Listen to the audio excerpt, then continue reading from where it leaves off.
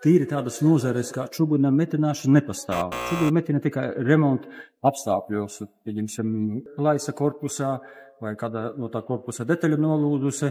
Vai slikti metinās čugunas? Pateikšu, ka čuguns ir viens no problemātiskajiem materiāliem, kurš metinās diezgan tā sarežģīti atkarībā kā čuguna sastāvs ir, jo čugunam ir, teiksim, tādas labas īpašības, kā lējamība, kā mazs sarukums pēc liešanas, mazs procentālais sarukums un izplešanās, bet metināšana tas tieši ir traucēklis, jo metināšanas laikā var rasties plaisas. Ja neievēro metināšanas tehnoloģiju, tur varētu būt problēma.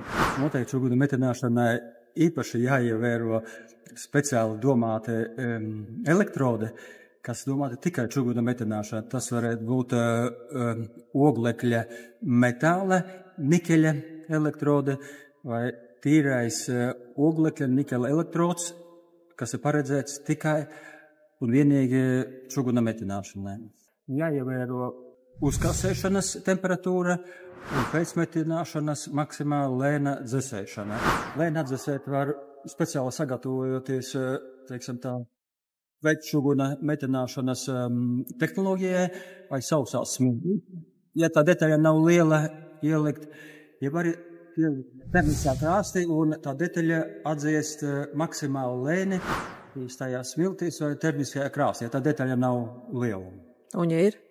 Un ja ir, tad vai izmantot kādu vati vai kā savādāk, ja, lai maksimāli lēni pagarinātu to atdzišanas periodu.